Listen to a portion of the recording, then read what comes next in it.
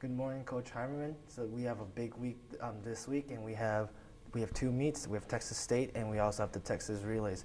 And how do you think we'll be able to go into this week's meets? Well, we're excited. Texas Relays is always a big meet. A lot of our kids are from Texas.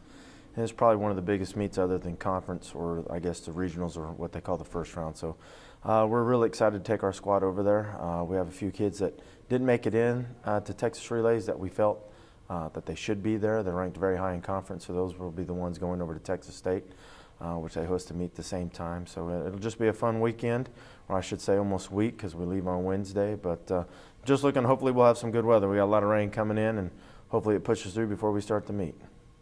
And for Cedric, who will be competing in the A section for shot put, how do you think he'll be able to do in the field of when you have so many nationally ranked shot putters in it?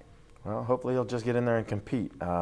He's had a very good outdoor season so far, and he's competed in the A section once before, his sophomore year, and he did pretty decent. But I think he'll get in there and have some fun, get in the mix, and hopefully he'll have a big throw out of it.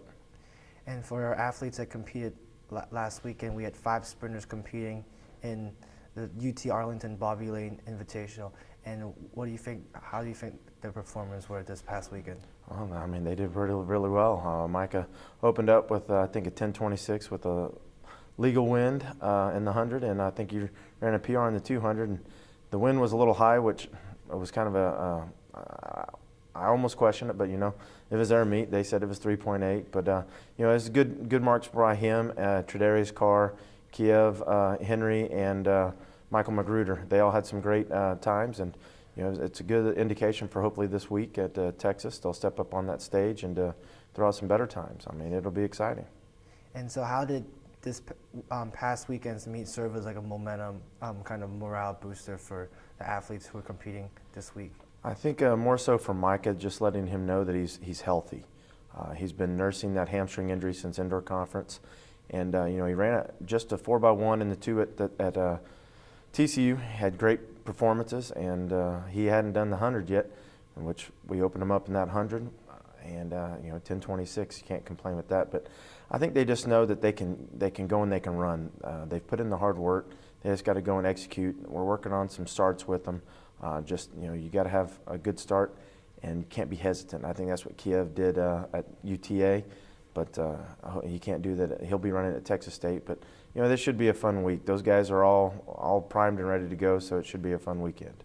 And how does doing well this week in the Texas State and Texas Relays help for prepare for conference in San Antonio?